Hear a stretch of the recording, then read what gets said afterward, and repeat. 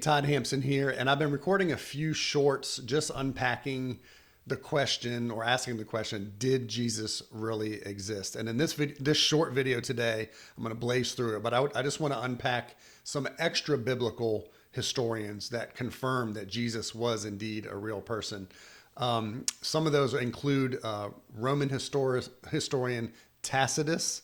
He was in the first century, and he mentions Christians and a bunch of other stuff about Jesus.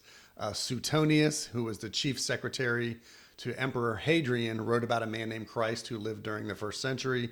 And probably the most famous is Josephus. He was a Jewish historian. He has a book called Antiquities, where he records all kinds of things that happened during his lifetime. He was not a Christian. He was just a Jewish guy, historian living in and around Jerusalem. He records the life of Jesus, many details, including the fact that his followers believed that he rose from the dead and that he was crucified by Pontius Pilate.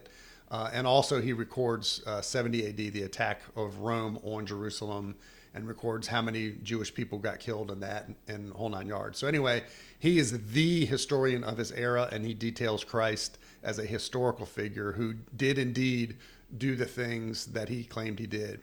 You read it kind of from a secular outside viewpoint, not from someone who's a believer who's in scripture, but all the key details about who he was, what he taught, and what his followers believed he did are all recorded by Josephus.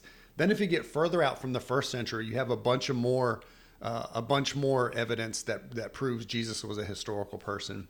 But we could talk about that another time. But I wanted to highlight some of these first century historians that are extra biblical, that record the fact that Jesus indeed did exist. So I hope that encourages you, and I hope you jump to the next question, and that's, is Jesus who he said he was? Is he God in the flesh? Did he die for my sins? And I pray that you've accepted him today.